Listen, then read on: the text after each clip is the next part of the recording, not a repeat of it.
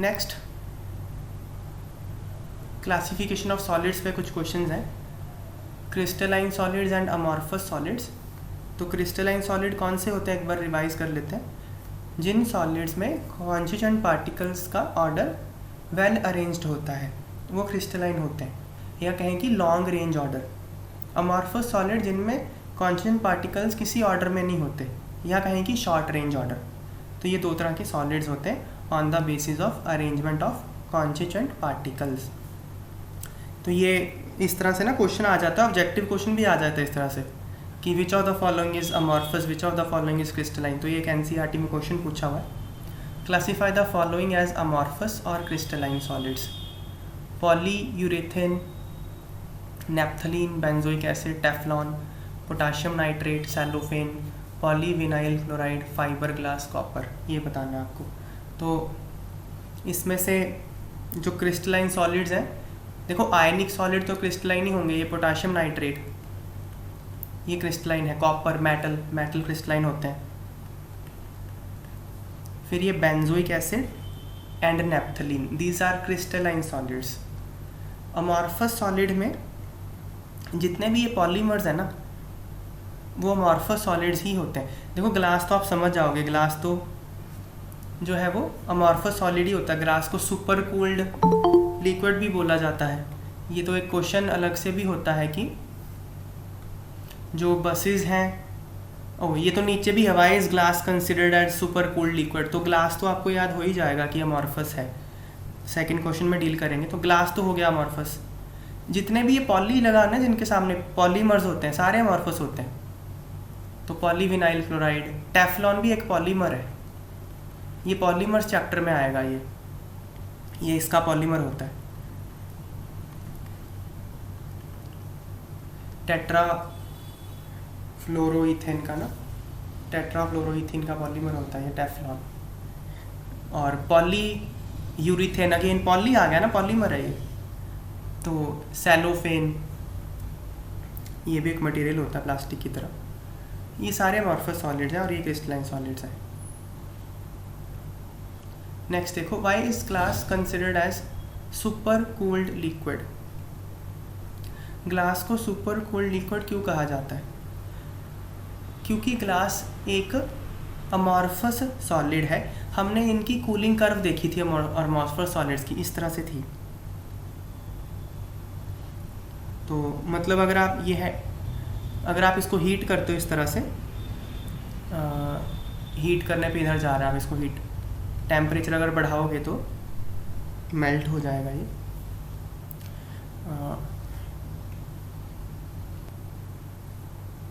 तो ये cooling curve हमने देखी थी। इस तरफ ये सॉलिड होता है, ग्रेजुअली ये लिक्विड बन जाता है। इसमें कोई शार्प मेल्टिंग पॉइंट नहीं होता। टेम्परेचर बढ़ाने से इस तरह से ये मेल्ट हो जाएगा।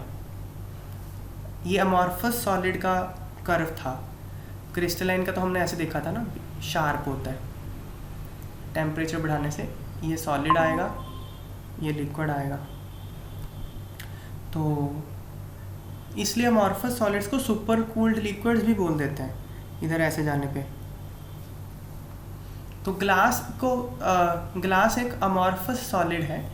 Like liquids, amorphous solids have tendency to flow though very slowly. ये एक नया पॉइंट हम कर रहे हैं कि अमॉर्फस सॉलिड्स लिक्विड्स की तरह फ्लो कर सकते हैं बिकॉज वो सुपर कूल्ड लिक्विड्स ही होते हैं।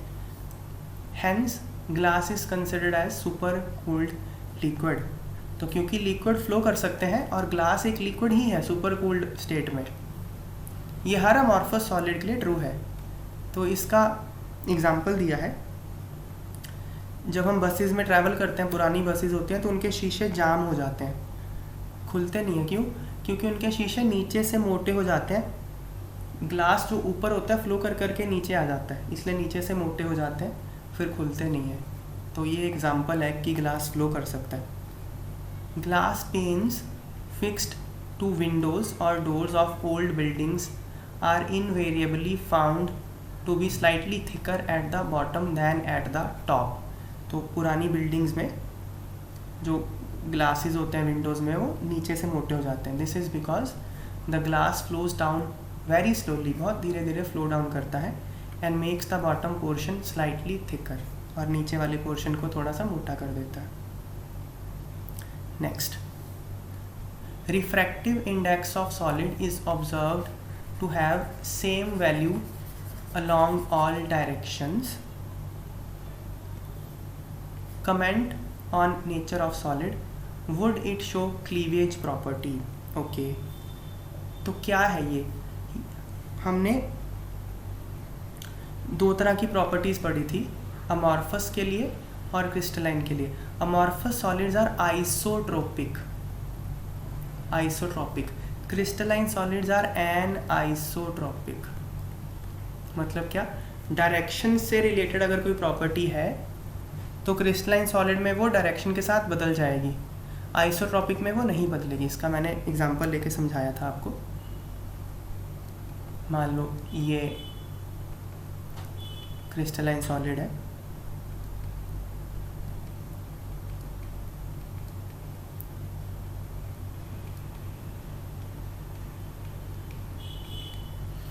तो अगर मैं इसको, अगर लाइट जो है इसमें इस डायरेक्शन से ट्रैवल करे तो उसको डिफरेंट पार्टिकल्स मिलेंगे, और मान लो लाइट इस डायरेक्शन से ऐसे ट्रैवल कर रही है तो उसको डिफरेंट पार्टिकल ट्रैवल करने को मिलेंगे। तो इसलिए रिफ्रैक्टिव इंडेक्स डिफरेंट होगा डिफरेंट डायरेक्शन से अगर आप उसको मेजर करोगे तो। लेकिन ये किसके लिए? क्रिस्टलाइन के लिए। अमॉर्फस के लिए क्योंकि उसका कोई ऑर्डर ही नहीं होता, कोई वेल अरेंज्ड ऑर्डर ही नहीं होता अमॉर्फस का, तो आप कहीं से भी देख लो आपको सेम व्यू आएगा। तो लाइट कहीं से भी ट्रैवल कर ले उसको सेम ही पाथ ट्रैवल करने को मिलेगा, इसलिए रिफ्रैक्टिव इंडेक्स उसका सेम होगा। इसको बोलते हैं isotropic. So amorphous solids are isotropic, crystalline solids are anisotropic. तो यहाँ पे रिफ्रैक्टिव इंडेक्स बोल रहा है कि सेम है अलॉन्ग ऑल डायरेक्शन, इसका मतलब वो अमॉर्फस सॉलिड है। पहला पार्ट का आंसर करते हैं। As refractive index of solid is observed to have same value along all directions, the given solid is isotropic. Isotropic है ये given solid, मतलब iso same, tropic मतलब direction. This is property of amorphous solids. Isotropy तो amorphous solids की property है, तो इसलिए amorphous solids है। Cleavage property क्या होता है? जब आप क्रिस्टलाइन सॉलिड्स को शार्प एज टूल से काटते हो तो वो रेगुलर सरफेस उनके बीच में बन जाती है, एक स्मूथ सरफेस बनती है काटने के बाद। लेकिन जब आप अमॉर्फस सॉलिड्स को काटते हो किसी शार्प एज टूल से तो जो काटने के बाद जो सरफेस बनी है वो इर्रेगुलर होती है। तो amorphous solids when cut with sharp aged tool they cut into 2 pieces with irregular surfaces. ये बात है, तो ये बात आप ध्यान रखना। काटने पे क्रिस्टलाइन सॉलिड्स को जब किसी शार्प एज टूल से काटते हो तो काटने के बाद जो 2 सरफेस नहीं बनती हैं वो स्मूथ होती हैं, लेकिन अमॉर्फस को काटते हो तो इर्रेगुलर होती हैं वो। Next question, define term amorphous, give few examples of amorphous solids. Amorphous क्या है ये बताना है और उसके कुछ एग्जांपल्स देने हैं। एन अमॉर्फस सॉलिड, ग्रीक में अमॉर्फस का मतलब होता है नो फॉर्म, कोई फॉर्म नहीं, consist of particles of irregular shape.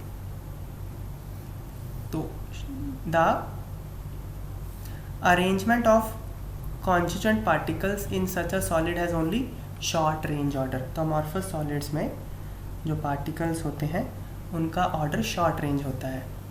In such an arrangement, a regular and periodical repeated pattern is observed over short distance only. Short range क्या होता है एक्सप्लेन किया है कि जो पैटर्न है अरेंजमेंट का वो सिर्फ शॉर्ट डिस्टेंस के लिए ही रिपीट होता है, फिर बदल जाता है। कहने का मतलब कोई ऑर्डर नहीं होता। Example glass, rubber, plastic, amorphous, silicon, ये इसके एग्जाम्पल्स हैं। Next, what makes glass a different solid such as quartz? Under what conditions could quartz be converted into glass? तो glass और quartz में डिफरेंस पूछ रहा है। quartz ना एक क्रिस्टलाइन सॉलिड होता है। quartz is a crystalline solid. Crystalline solid की प्रॉपर्टी क्या है? There is a regular pattern of arrangement of particles. तो अरेंजमेंट ऑफ पार्टिकल्स उसमें रेगुलर होता है, which repeats itself periodically over entire crystal. तो ये तो क्रिस्टलाइन सॉलिड की डेफिनेशन ही बताई हुई है। क्वार्ट्ज एक क्रिस्टलाइन सॉलिड है। ग्लास क्या है? ग्लास एक अमॉर्फस सॉलिड है, शॉर्ट रेंज ऑर्डर होता है, regular periodically repeating pattern is observed only over short distance. तो अगेन अमॉर्फस सॉलिड की डेफिनेशन बताइए। Quartz can be converted into glass by heating and then cooling rapidly. तो हम quartz को glass में कैसे कन्वर्ट कर सकते हैं? उसको हीट कर दो, फिर बहुत जल्दी कूल कर दो। तो क्या होता है ना, जब आप किसी भी क्रिस्टलाइन लिक्विड को बहुत जल्दी कूल करते हो तो उसके जो कॉन्स्टिट्यूएंट पार्टिकल्स हैं उनको प्रॉपर अरेंज होने का मौका नहीं मिलता, इसलिए वो अमॉर्फस हो जाता है। तो इसलिए आप ग्लास को हीट करके जब उसको लिक्विड बना दोगे फिर फटाफट कूल कर दोगे तो अमॉर्फस हो जाएगा। क्वार्ट्ज को करोगे तो